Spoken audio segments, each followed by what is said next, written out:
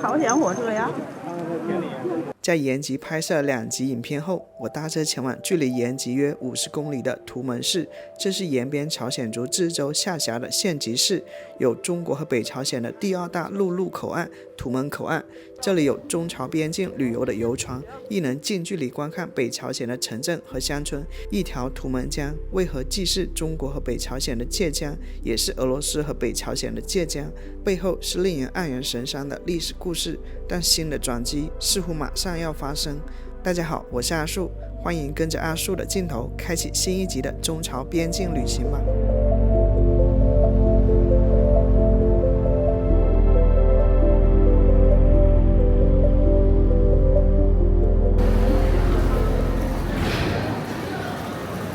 朋友们，我又来到了中国与朝鲜的边境城市啊！继长白县之后，我来到了跟朝鲜只有一江之隔的吉林省图门市。现在是图门站北站啊，然后要坐到它市区的话，要换乘一趟公交车。许久没见到公交车里有风扇的了。来了。看一下在图门市住的一个房间，一个标间，还挺干净的吧，采光不错，一个桌子、电视、椅子、风扇。我一直以来对边境的小城特别感兴趣，特别是一些游客比较少涉足的边境小城啊，而图门市呢就是这么一个地方。图门市是延边朝鲜族自治州的最小的一个县级市啊。我在这里看到一个苏联红军烈士纪念碑，我们看一下，此碑是纪念1945年8月17日解放图门城牺牲的20名苏联红军战士而修建的。碑的正面是用俄文镌刻的光荣属于为把日本侵略者驱逐出图门城而英勇奋战的红军战士啊。东北解放纪念塔。可以看到吗？那个绿色的字就是俄文啊。图门市是隶属于我国唯一的朝鲜族自治州——延边朝鲜族自治州啊，所以呢，它的街上的一些招牌呢都是双语的，汉语跟朝鲜语啊。而我看了一些资料显示啊，图门市的一个人口总数约13万，而朝鲜族占了约一半左右。现在不过是下午的3点钟左右啊，但是我看到一些店铺打烊了，路上的行人呢也是行色匆匆的，感觉要回家啊。街上很快呢又要变得空空荡荡了，因为东北的天黑的比较快，从10月份开始啊，而且比较冷，风又很大。我刚才航拍了一下，图门市呢，它的市区并不是特别大。长跟宽呢，大概就1到2公里吧，所以从我住的地方走到图门口岸，也就10来分钟。图门市呢，跟朝鲜有2个陆地口岸，一个公路口岸，一个铁路口岸。咱们现在去看一下。如果你站在图门市的十字路口往4个方向看呢，你都能看到远处的山，由此可见图门市并不是特别大。图门为满语音译，意为河流众多的地方，这里原本只是一个比较荒凉的小乡村。看过阿树前面视频的朋友知道，日本扶持的傀儡政权满洲国在东北建立后，日本为了将中国东北的资源掠夺运输到日本，在中东铁路的基础上还修建了一些支线铁路，其中就包括从长春到图门市的长途铁路。图门就因为这一条铁路经过，慢慢从一个几无人烟的爱好电子，因为人口不断增多，发展成了一个城镇。长途铁路经由图门市连接北朝鲜北部的铁路网，最终抵达北朝鲜的港口。图门市的街道上还是人比较少的，给我一种比较萧瑟的感觉。现在入秋了，图门市的行道树都叶子变黄了。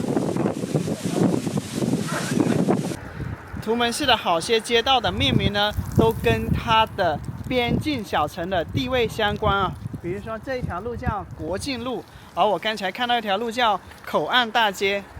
来图门市旅游的游客并不多啊，如果说有游客来的话呢，大概率是为了看这里可以说是唯一的，也是最拿得出手的一个景点，就是我身后的图门口岸。前面就是图门口岸以及图门海关的大楼啊，上面写着图门老虎商店，还有一排朝鲜语。对面的山就是北朝鲜的山啊，这些山都是光秃秃的，很少能看到乔木，甚至灌木都看不到。北方的秋天跟南方的真的是迥然不同啊！北方的秋天呢，有一种风萧萧兮易水寒的肃杀感啊。刚才我航拍看到啊，这一座横跨在图门江上的中国跟朝鲜的桥梁呢，是没有任何货车通行的。自从疫情以来啊，两国就关闭了互相交流的大门了，有望呢在今年12月重新开放。跟团游啊，我听说是这样子的。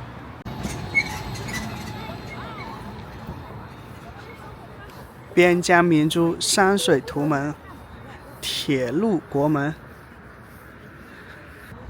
来到了图门口岸。一块石头上有4个红字，繁体字图门口岸，而在上面呢是一幅图门的全域旅游导视图啊。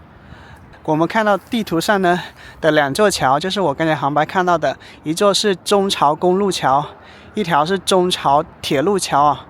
而走过2座桥呢，就能看到朝鲜第13大城市南阳市的火车站大楼、南阳国际旅馆、永生塔。而在左边呢是中国的一些图门市的旅游打卡点啊，比如说中国朝鲜族非物质文化遗产展览馆啊、图门江广场、图门口岸铁路口岸、图门江雕塑公园、日光山主峰、太极湾、马牌新村。看一下这一座中国海关啊，图门海关，它的左边是汉语，右边是朝鲜语。那里国徽以上，红旗飘飘啊，在下面的大屏幕上显示的就是图门市全域旅游图啊。出境跟入境啊，有3种语言：汉字、朝鲜语、英语。眼前这条河流就是中国和北朝鲜的界江图门江，它发源于长白山东南部的长白山天池，干流全长505多公里，注入日本海，上游的490公里流经吉林省的合龙市、龙井市、图门市、珲春市，是中国和北朝鲜的界河，下游15公里为朝鲜和俄罗斯的界河。图门江本来是中国的内河，在15世纪之前，图门江两岸由中国的少数民族女真族所领，后来朝鲜皇朝不断向北扩张，驱赶女真部落，并于15世纪占领了图门江南岸6个镇，标志着图门江开始成为中朝两国的界河。那为什么它又是俄罗斯跟北朝鲜的界河呢？图门江曾经是中国进入日本海的唯一通道，但是在1858年到1860年，在沙皇俄国武力威胁下，清政府与其签订了不平等的条约——瑷珲条约、北京条约，使图门江下游入海口附近的15公里划归俄国，中国东北因此失去了唯一的出海口，令人望洋兴叹。车辆出境通道，我感觉疫情以来基本上就关闭国门了吧，两国就没有这种互来往的一个车辆了。这里是中华人民共和国图门出入境边防检查站。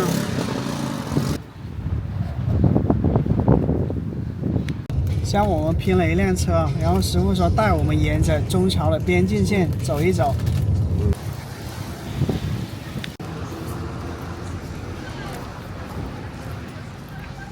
图门口岸跟朝鲜呢是有2个陆路口岸的，一个就是眼前的铁路口岸，还有一个是公路口岸啊。这条铁路对出去就是中朝铁路桥，咱们近距离看一下。图门原本只是一个仅有10来户人家的乡村，因为铁路经过和口岸开通，发展成了一个城镇，以及吉林、黑龙江2省通往朝鲜北部的重要门户。图们口岸还是我国对朝鲜的第2大陆路口岸，由铁路口岸、公路口岸与朝鲜相连。图们口岸对面是朝鲜南阳国际口岸，距朝鲜青津市177公里。图们口岸形成的历史较早，1933年设图们税关，日伪时期建成图们南阳间国境大桥。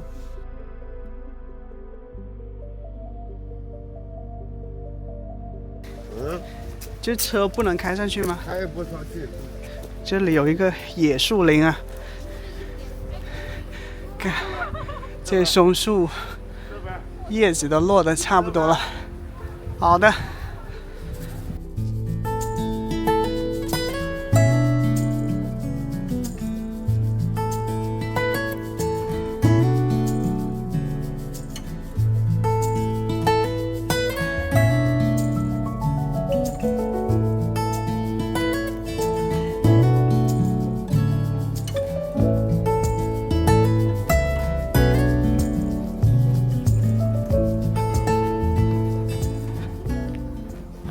哇，今晚的晚霞很漂亮，对面那座山被染的这个姹紫嫣红啊！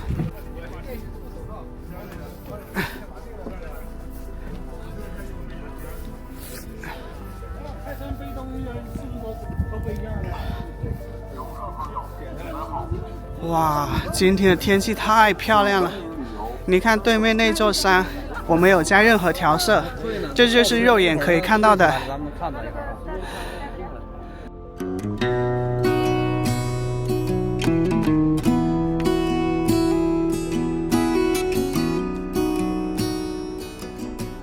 我来到了中国跟朝鲜的界江啊，图们江。你看图们江的宽度大概50到80米啊。昨天看见了吗？哦。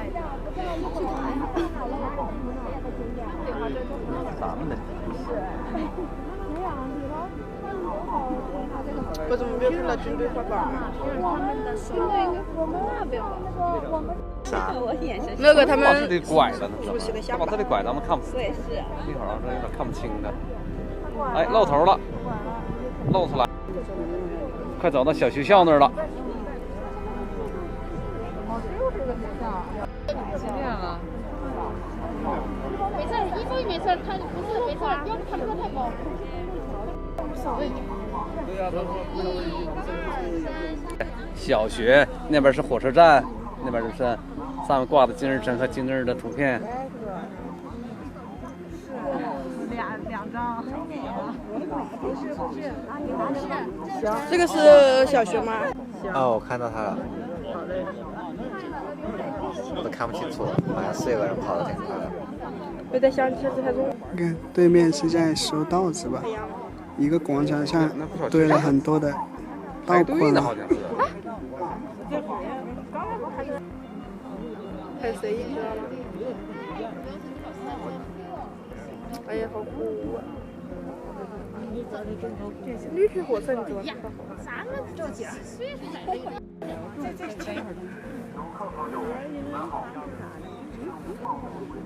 哎，来火车了！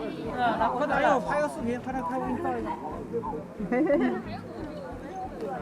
朝鲜火车呀！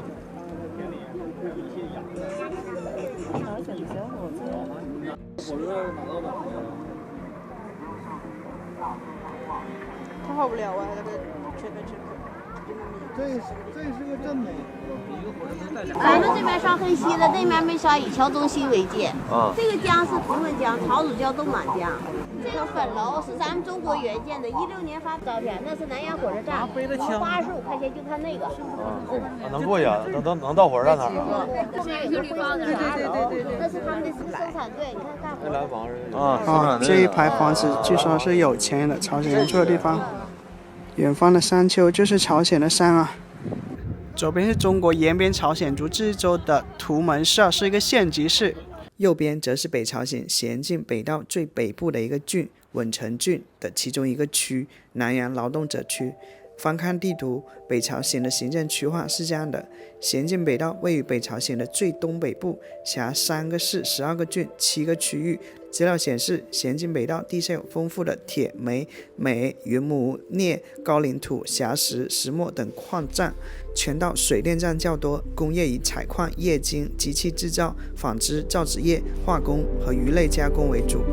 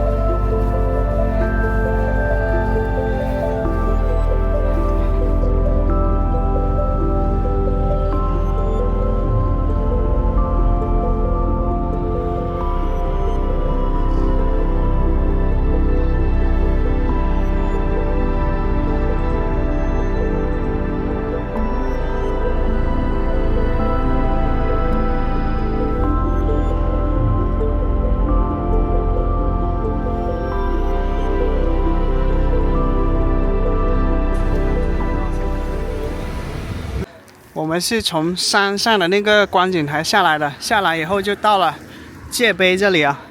这里呢也能看到朝鲜。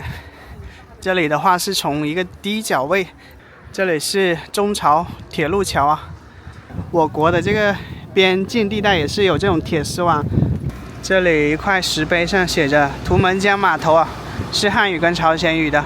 图们江码头原名鱼口平渡口。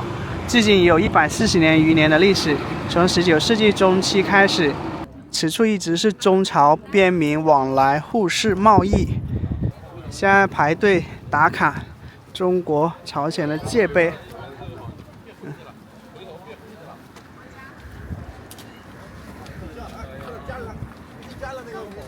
这里是什么？中朝界碑吗？这是第一位站到。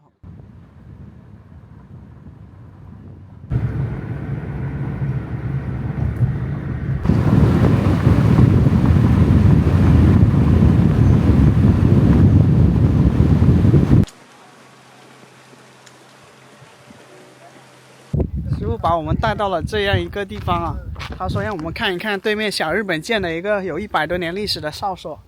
这里是被这个铁丝网啊钢圈给围着了，只能隔着这个地方看。哦，朝鲜那边这个山坡上都种满了，可能是玉米吧，稻谷啊。哦，它那种建筑还是挺现代化的，白的发亮。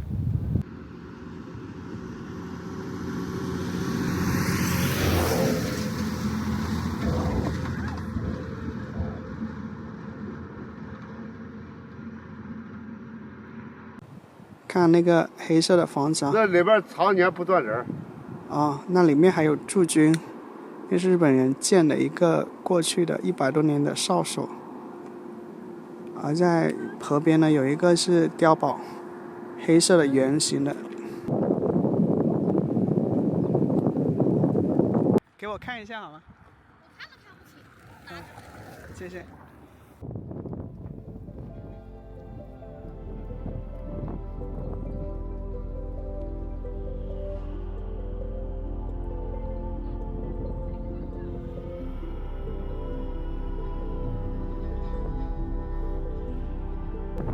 今年，中国、俄罗斯的高层在会晤时提到，中俄两国将继续就中国船只经图们江下游出海航行事宜开展建设性对话。这句话虽然不长，却蕴含着深远的意义。虽然俄罗斯没有明确答应开放图们江出海口，但是中俄双方同意继续深入交谈，这无疑是一个积极的信号。新的转机是否会发生？在后面的影片中，阿树将去到图们江的出海口附近，那里可以同时看到图们江边的俄罗斯和北朝鲜。到时我们再展开聊聊这个问题。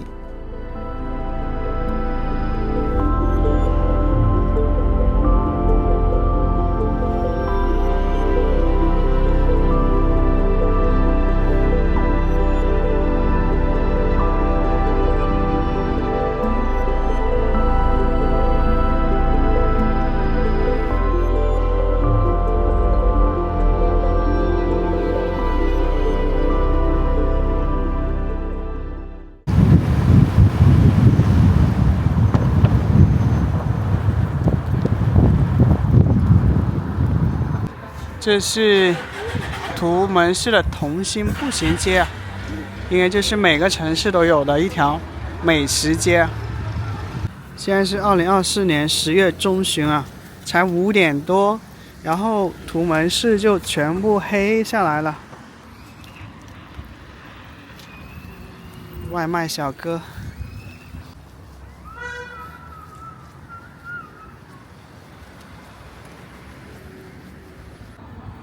这里是图们江岸边的一些商品住宅楼吧，还挺高的，有20-30层。然后前面是图们江公园啊，我想看看夜晚的这个朝鲜对岸是什么样的。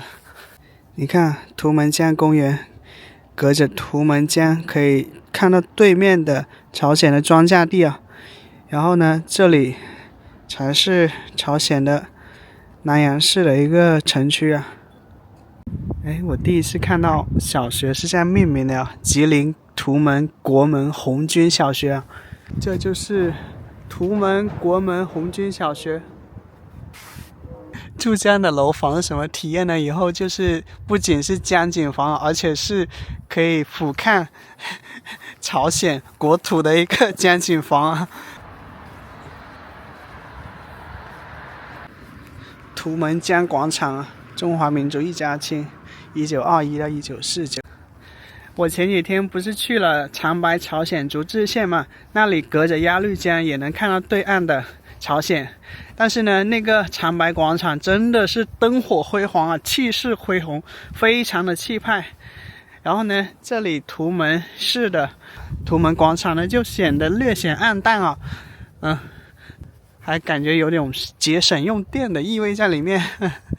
这些儿童游乐设施啊，今天月亮很大很圆很亮。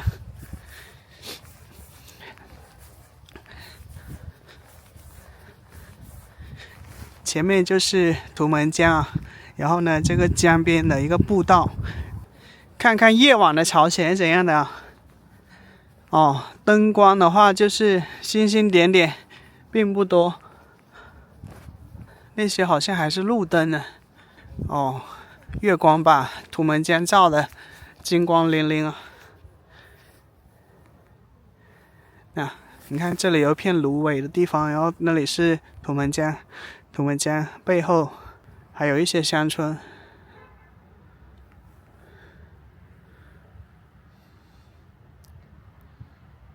边境地带常常给我一种很安静的感觉啊，没有那么的喧嚣，是吧？还挺萧瑟的。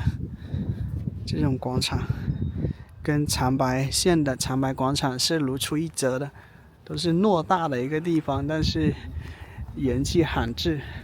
这有一家朝鲜族饭店，评分还挺高的，咱们来这吃个晚餐。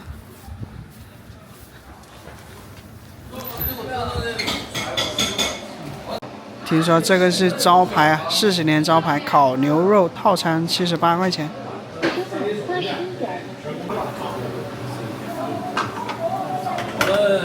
第一轮这个给你开火了。放什么？豆腐摆在一边儿。本来15个吧，6个。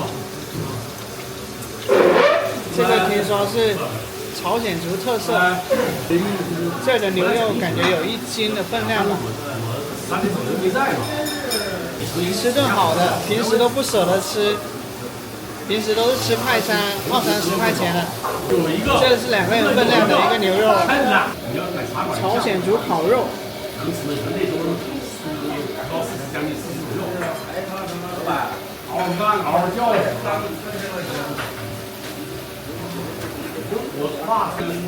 接下来再倒这个黄瓜丝，一个人吃有点奢侈了，我感觉分量还可以，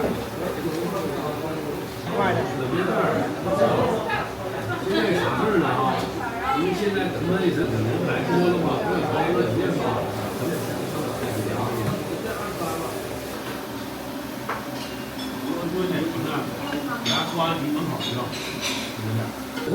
挺香的，闻着。这个黄瓜丝是腌过的，然后它跟腌过的牛肉，它们的味道混合在一起啊。这是加了芝麻的一个辣椒面，蘸着吃。这个刚才那个，我先包一个。这个，家菜里有菜吗？现在。各家这个菜地都收了，还可以。这个牛肉腌的挺入味的，口感的话就是不硬不软。老板，把这给我打包。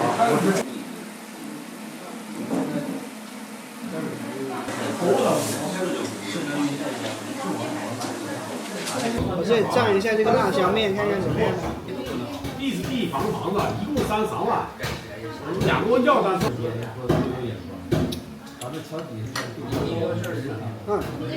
这个辣椒面好吃，它是掺了一些芝麻进去的，蘸着这个辣椒面好吃。那时候你讲当年吧，当年是政府没钱开发，鼓励你政策给你就说。这个辣椒面跟这个牛肉真的是绝配。来上包子。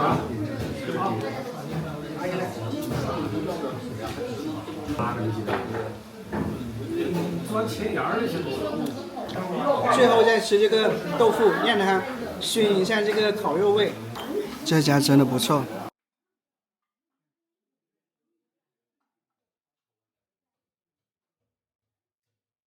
胃口。老板说这个叫酥汁叶。再来碗米饭一个。上一块这个进去，再来点黄瓜丝。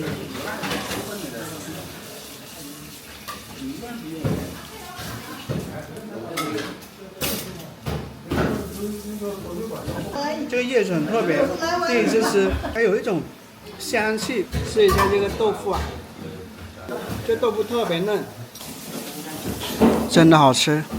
它是在图门市排名第2的一家餐饮店。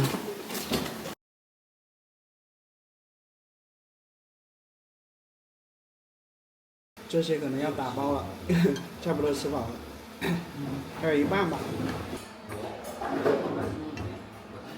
这个今晚剪片子的夜宵，不浪费，不错。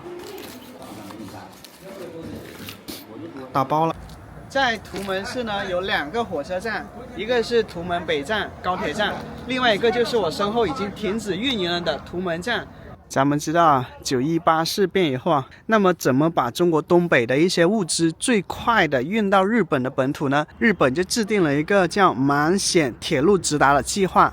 这一个计划具体来说就是修了2条铁路，一条叫长途铁路，从长春到图门市的；另外一条叫嘉途铁路，也就是从佳木斯到牡丹江，再转牡丹江到图门市。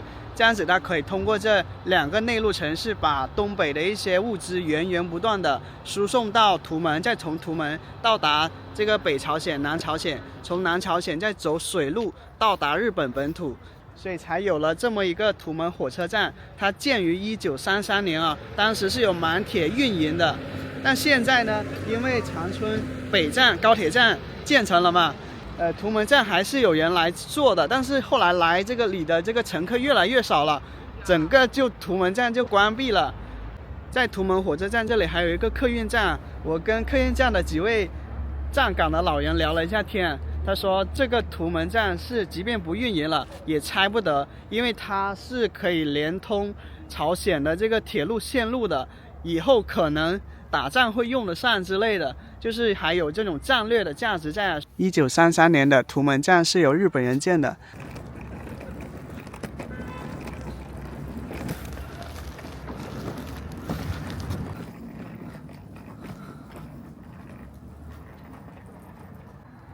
我发现好像还能进去呢。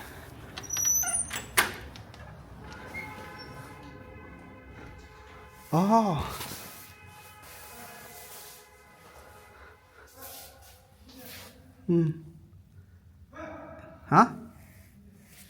已经改造成一个篮球场了。